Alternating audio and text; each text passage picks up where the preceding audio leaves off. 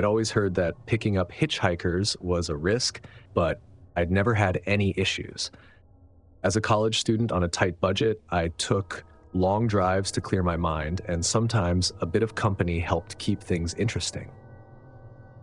That's how I ended up stopping for him that night. I was driving back from a weekend camping trip with friends, taking the scenic route through the countryside to clear my mind before hitting campus again. The road wound through hills and thick forest. I had the window down a crack, and the fresh night air kept me awake as I navigated the quiet road. It was peaceful, that kind of stillness you don't get around town. Just as I was settling into the peaceful rhythm of the drive, I spotted a figure up ahead, standing alone on the shoulder, a man, just beyond the bend. He was walking with his head down, hands stuffed in his jacket pockets, looking like he'd been on foot for a while. At first, I thought he'd passed without noticing me, but then he looked up, squinting against my headlights. He raised a hand in a sort of half wave, like he wasn't sure he'd even be noticed. I hesitated, looking around at the empty road. No one was around. I was alone. Against my better judgment, I pulled over. The man jogged up to the passenger side, peering in through the open window. He looked around my age, maybe a little older, with scruffy hair. There was something intense about his gaze, a sort of wide-eyed urgency. "Need a lift?" I asked, trying to sound casual. "Yeah," he nodded, looking back over his shoulder. "Thanks, man. Just trying to get away from here." He climbed in quickly, shutting the door with a little too much force. As I pulled back onto the road, I noticed he was sitting stiffly, eyes darting to the rearview mirror every few seconds, as if he expected to see someone tailing us. I couldn't help but watch him out of the corner of my eye, a little on edge. "So, where are you headed?" I asked, trying to keep things light. "Doesn't matter," he said, looking over his shoulder again. "Just as far away from here as possible." "All right," I said, trying not to let his odd response bother me. I figured he was just nervous, maybe on the run from something. But as we drove, his twitchy behavior started getting to me. Every so often, he'd lean forward, scanning the road ahead or looking nervously out the window. "What's got you so jumpy?" I asked, half joking. He hesitated, his fingers drumming nervously on his knee. "Someone's following me," he said finally. I raised an eyebrow, looking over at him. "Out here? Looks like we're the only ones on the road, man." He just shook his head, eyes locked on the rearview mirror. "You don't understand. They've been following me for miles. Every time I think I lose them, they show up again. I thought, maybe with your car, I could finally get away." I wanted to roll my eyes, brush it off as paranoia or some delusion, but something about the way he spoke kept me from doing it. His voice was raw, edged with genuine fear. I gave a slight nod, trying to reassure him, though I was still skeptical. "Don't worry, we're moving pretty fast. No one's going to catch up to us." He didn't respond, just kept staring into the mirror, his face pale and tense. I focused on the road, telling myself that he was just spooked, probably imagining things. But a few minutes later, headlights appeared in the distance, coming up fast. I didn't think much of it at first. After all, people sped along these empty roads all the time. But as the car got closer, I noticed it was swerving slightly, its lights bouncing along the road as if it was deliberately trying to keep up with us. My passenger tensed, clutching the seat. "That's them," he whispered. "I knew they'd find me." I felt a prickle of unease as the car drew closer, the headlights glaring in my rearview mirror. "All right, maybe they're just passing through," I said, hoping I sounded more confident than I felt. But they didn't pass. Instead, they matched my speed, edging closer until I could feel their presence right behind us. The car swerved toward us, its headlights illuminating the inside of my car. The light reflected in the side mirror and illuminated my passenger's anxious face. I pressed harder on the gas, gripping the wheel, and he gritted his teeth, looking back. "They're trying to run us off the road," he said. "You've got to take the next turn. Go left." "Left? That's the old service road," I muttered. "It doesn't even lead anywhere." "It doesn't matter," he insisted, his eyes wide with fear. "They won't expect it. Just trust me." I wasn't thrilled with the idea, but the other car was pressing us toward the edge of the road. At the last second, I swerved, taking the narrow left turn onto the service road. We sped down the winding path, the trees closing in around us. The headlights behind us wobbled as the car tried to follow, but I could tell they hadn't expected the turn. They skidded slightly, their lights falling back. I felt a surge of relief as we put a little distance between us and them, but it didn't last long. My passenger was tense, directing me with quick, sharp instructions. Left here, right there, all the while looking back to see if we'd lost them. Finally, after a series of sharp turns that left my heart racing and my grip on the wheel tight, the headlights behind us disappeared. I slowed down, breathing hard, my pulse still racing. My passenger slumped back, closing his eyes for a moment, his shoulders sagging in relief. "Thanks," he muttered. "I thought I'd never lose them." "No problem," I said, trying to catch my breath. "But who the hell were they?" He didn't answer, just looked out the window, his face unreadable. I had a million questions, but something about his expression told me I wouldn't get any answers. After a few minutes of tense silence, the hitchhiker finally looked over at me. "You should just take me home," he muttered, his tone sharp and almost pleading. I hesitated. Something about his request felt off, a hint of desperation that made my nerves stand on edge. "Look, I think it's safer if we head to the next police station," I said firmly. "They can help you from there." He turned to me, his face twisted with something close to anger. "No," he said, his voice low and tense. "Just drop me at the next gas station. I don't need the police. I'll find another ride." Reluctantly, I agreed, pulling into a gas station a few miles down the road. I expected him to thank me or at least say something, but he just climbed out without a word, not looking back as he walked toward the dark edge of the parking lot. Once he was gone, I just sat there, trying to wrap my head around everything. I looked over to where he'd walked off, but he'd already melted into the shadows around the gas station. My hands were still gripping the wheel, my heart racing as I started wondering, what if that car that chased us had actually marked my car somehow? I'd seen stuff like that in movies, but what if they'd really managed to take down my plates? I didn't want to take any chances, so I headed straight to the nearest police station. I stumbled over my words as I explained the whole weird situation. The guy, the car that followed us, and the aggressive driving. The cop nodded and took it all down, but when I finished, all he said was, "You did the right thing coming here, but just be careful, okay?" That was all I needed to hear to stay off that stretch of road for a while. For the next few months, I went out of my way to avoid it, taking the long way whenever I could. I was constantly looking over my shoulder, checking my mirrors, expecting to see those same headlights coming up behind me. Sometimes I'd catch myself checking my car for weird marks or scratches, anything that might give someone a reason to follow me again. I kept telling myself it was just a freak incident, but every now and then when I'm out driving alone, I can't shake the feeling that someone might be watching. And I still wonder about that guy I picked up, where he was headed and who was after him.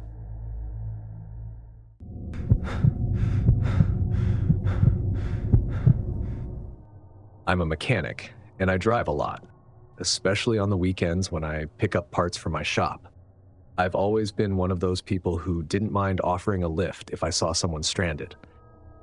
I figure everyone needs a hand sometimes, and out in the middle of nowhere where traffic's light and cell service can be spotty, it can be a lifesaver. It was back in July 2018.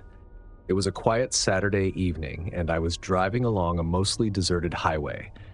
The sun was just starting to set, and I figured I had another hour or so before the road got completely dark. I was humming along to the radio, my mind already on the parts I just picked up and the work waiting for me back at the shop, when I noticed a couple on the side of the road up ahead. They were standing by a beat-up old sedan. I slowed down, rolling my window down as I pulled up beside them. They looked a bit rough around the edges, but nothing too out of the ordinary. The man was tall, with messy hair, wearing a jacket that looked like it'd seen better days. The woman was a little shorter, with stringy hair that hung around her face, and she was clutching her arms like she was cold. They both looked relieved to see me. "Hey, need a lift?" I asked. The guy nodded, a smile spreading across his face. "Yeah, thanks, man. We're headed toward the next town. Our car just up and died." I unlocked the doors. Hop in, I'll take you as far as the gas station in town. They climbed in, the woman in the back and the man beside me up front. He held out his hand, introducing himself as Carl, and his wife Diane gave a quick nod from the back seat. They seemed nice enough, and we started talking as we drove. Carl asked me about my car, admiring the engine's low hum and asking if I worked on it myself. Yeah, I'm a mechanic, I told him, launching into a bit about my shop and the kinds of cars I usually work on. They seemed genuinely interested, especially Carl. He kept nodding, asking questions about my favorite models, tools I used, all the usual stuff. Diane chimed in now and then, asking if I worked late hours or if I was usually out on the road at night, little things like that. It seemed harmless at first, just curious questions. But as the minutes ticked by, the questions started to shift. They stopped feeling like small talk and started feeling more personal. Diane leaned forward from the back seat, asking if I usually drove alone on these long trips, if anyone knew my route tonight. Carl asked if I lived alone, if I had family nearby. I answered vaguely, my responses getting shorter each time, starting to feel like I was giving away more than I wanted to. The light was fading fast, and the road stretched out in long, empty miles before us. As I drove, I felt Diane's eyes on me in the rearview mirror. She wasn't blinking much, just staring, her gaze dark and steady. You must get lonely out here sometimes, she said, her voice quiet, almost a murmur. I gave a short laugh, trying to keep things light. Nah, I don't mind, just me and the road. Carl shifted beside me, and I caught a glimpse of something shiny in his hand, a small, serrated knife. He was holding it casually, spinning it between his fingers like it was nothing, but the sight of it made my stomach clench. Nice blade, I said, trying to keep my tone steady. What's it for? He looked at me, his smile a little too wide, a little too slow. Oh, you know, just like to keep one around. Never know when it might come in handy. My grip on the wheel tightened as I looked from the road to the knife and back again. I told myself not to overreact, that maybe I was just overthinking things. But I couldn't ignore the sense that something wasn't right, that the questions weren't just curiosity, and that the knife was more than just a handy tool. So you work pretty late, huh? Diane asked, her voice soft and smooth. Ever get any visitors? I didn't answer, just kept my eyes on the road, the empty stretch of highway stretching out into the dark. I felt Carl shift beside me, the knife glinting as he adjusted his grip, and I could feel the tension growing, thickening the air in the car. Without thinking, I hit the brakes, hard. The car lurched forward, throwing us all against our seats as I swerved onto the shoulder. The sudden stop seemed to catch them off guard. Carl dropped the knife, and Diane gave a little gasp, her hands bracing against the seat. All right, end of the line, I said, my voice steadier than I felt. This is as far as you're going with me. For a moment, they both just stared, like they couldn't quite believe what they were hearing. Instinctively, my hand drifted to my waist as if reaching for a gun, even though I didn't have one. Carl looked down at his knife on the floor, his gaze flicking back up to me, but he didn't reach for it. Instead, he just gave me that same unsettling smile, his eyes narrowing. Diane leaned forward, close enough that I could feel her breath on my neck. You're making a big mistake, she murmured. Out, now, I said, not backing down. Slowly, they climbed out, neither of them saying another word. They just stood there, watching as I pulled the door shut and shifted back onto the road. I watched them in the rearview mirror as I drove away, their figures fading into the darkness, still standing there on the side of the road, looking after me with those strange, knowing smiles. As I drove away, I couldn't shake the feeling that I'd narrowly avoided something terrible. The road was empty ahead of me, the silence in the car loud and heavy.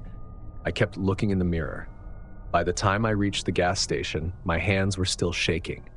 I stopped to fill up, trying to calm myself down, but I kept replaying those faces in my mind, the way they'd looked at me as they stepped out, like they knew something I didn't. The cashier noticed my pale expression and asked if everything was all right, but I just nodded, grabbing my change and heading back to the car, eager to put as much distance as I could between myself and that stretch of highway. I never saw them again, but I think about them every time I drive that road. I can't help but wonder what they wanted, what they were planning.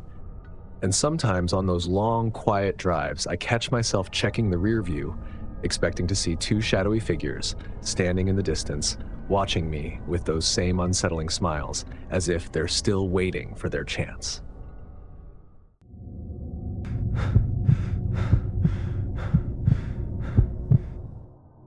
I never thought I'd be the kind of person who picks up a hitchhiker. You hear enough warnings about it, about the risks, the stories that make you shiver a bit, but brush off with a laugh because that stuff doesn't really happen. But when you're out there, sometimes instinct takes over. It was late on a Friday night, and I was on my way back to campus from a study session at a friend's place about an hour away. My car was old, a little rusty, and it rattled when it hit any bump bigger than a pebble. But it had character, and as a broke college student, it got me where I needed to go. The road was a 2-lane stretch that snaked through farmland and thick patches of forest, and with the rain pouring down in sheets, visibility was already bad. My windshield wipers were working overtime, but even on high, they could barely keep up. About halfway through my drive, I noticed something up ahead, just off to the side of the road. A figure, drenched, standing alone in the downpour. She was hunched, her dark hair plastered to her face and neck, her shoulders drawn up against the rain.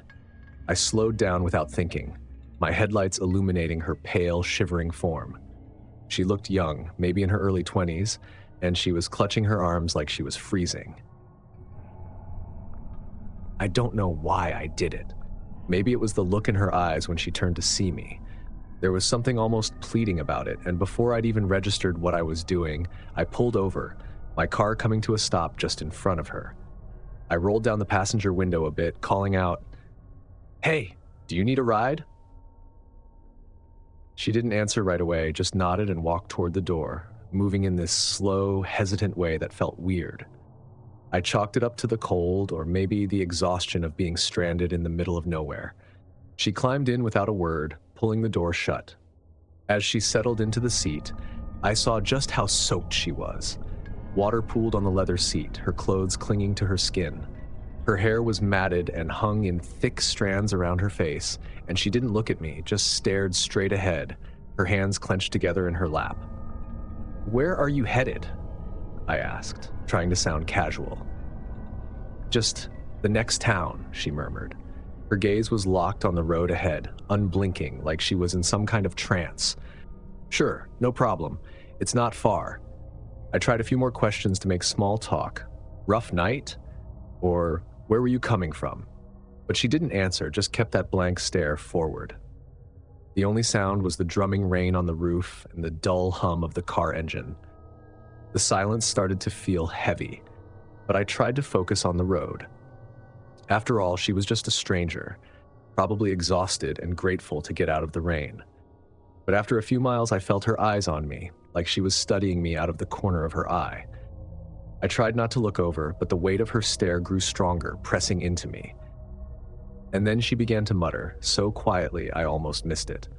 Her lips moved, her voice barely a whisper, the words slurred and incoherent. I strained to listen, catching bits and pieces. Dangerous, never safe, always watching. "Excuse me?" I looked over, trying to keep my tone light, but there was a quiver in my voice I couldn't quite hide. She didn't respond, just continued muttering to herself, her fingers twisting together in her lap. My stomach twisted, and I found myself gripping the wheel tighter. Maybe she was just in shock, I thought, or cold enough to be out of it. But I couldn't shake the feeling that there was something more. Something wrong.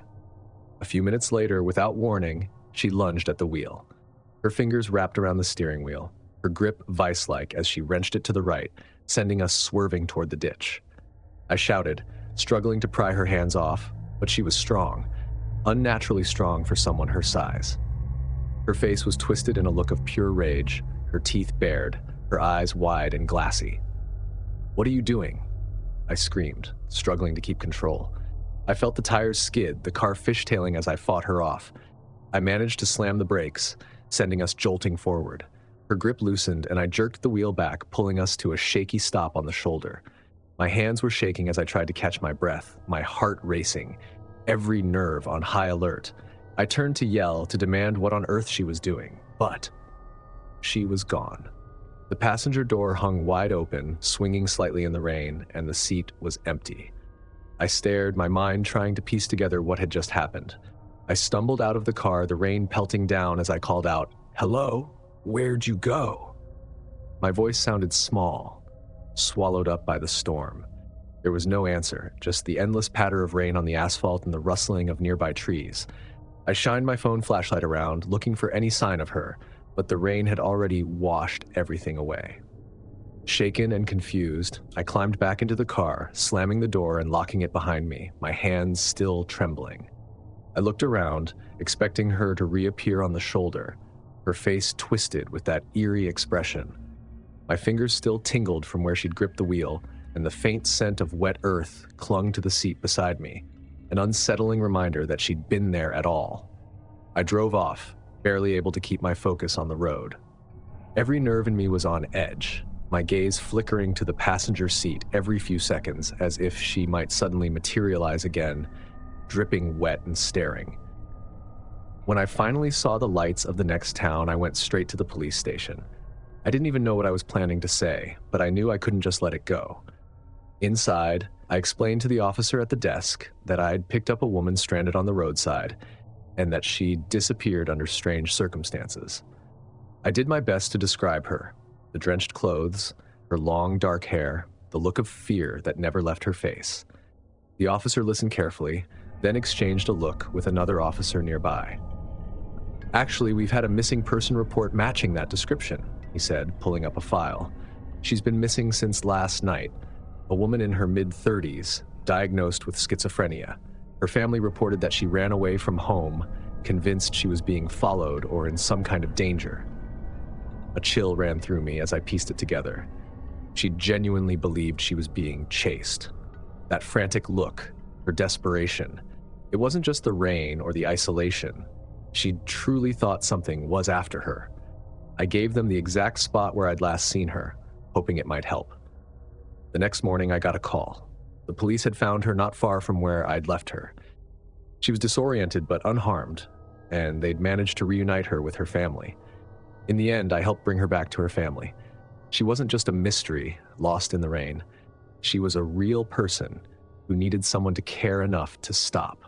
Even though it could have ended badly for both of us, I'm glad I was able to help her find her way back home.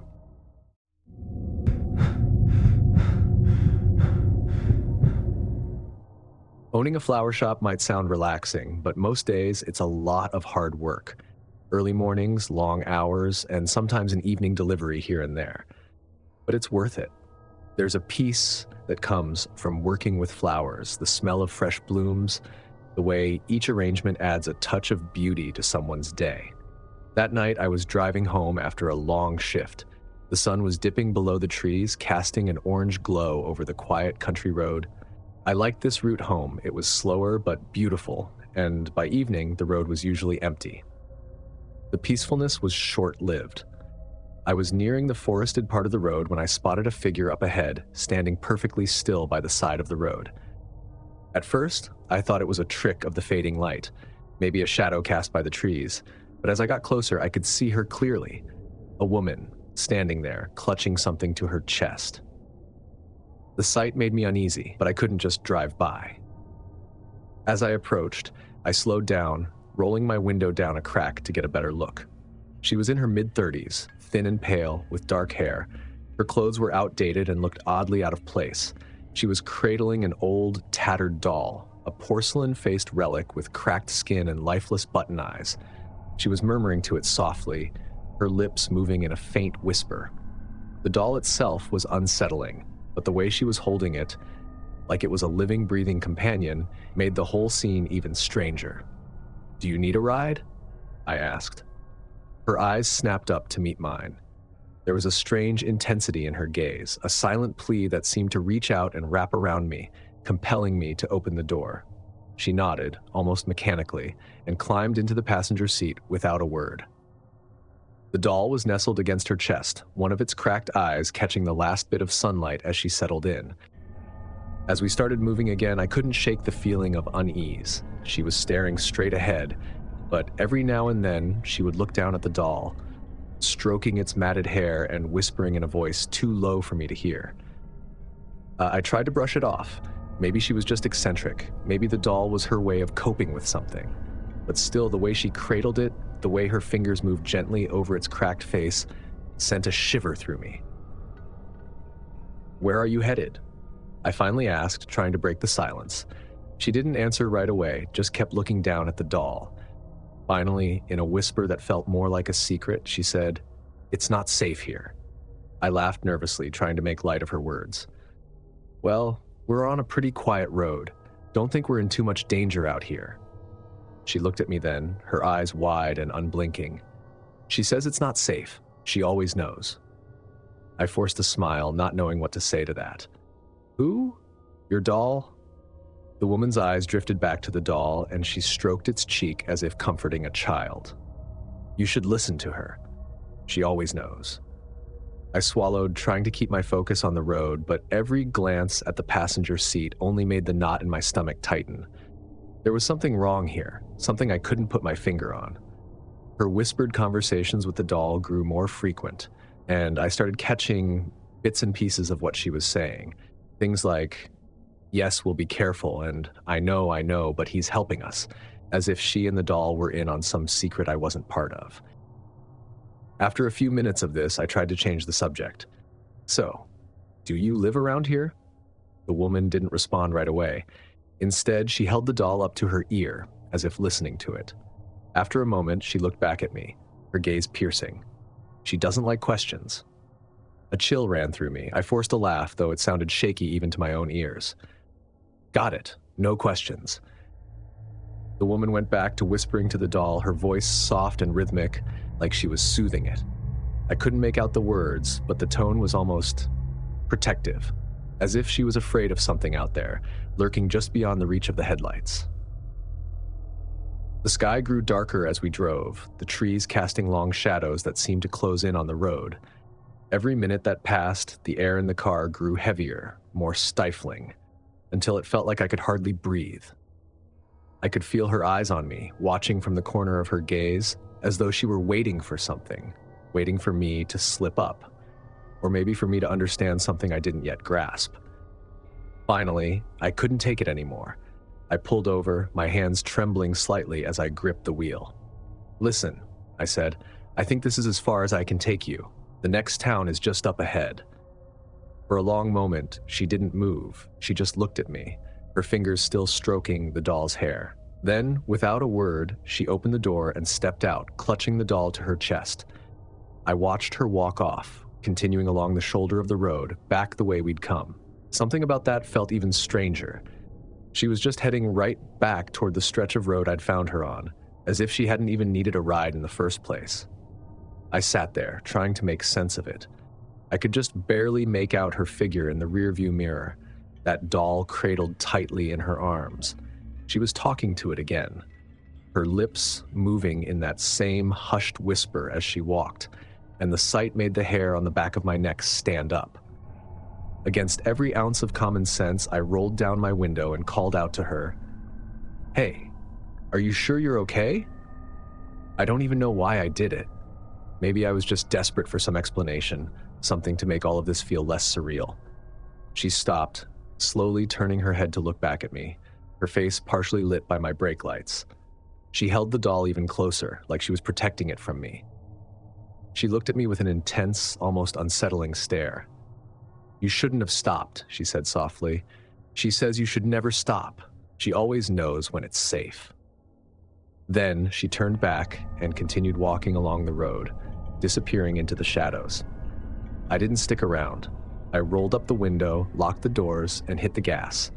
Even as I drove, I couldn't shake the image of her in the rearview mirror, heading back the way we'd come, like she was retracing her steps, or maybe looking for someone else to pick her up. I've taken that road a few times since, and every time, I find myself looking at the shoulder, sure that she'd be there, walking with that doll. If these hitchhiking horror stories made you double-check your locks, hit that like button and subscribe for more chilling tales. Have you ever had your own close call on the road? Drop it in the comments. I'd love to know. Share the scare with a friend who's up for a fright. And remember, not every stranger is as they seem. Thanks for watching, and I'll see you in the next nightmare.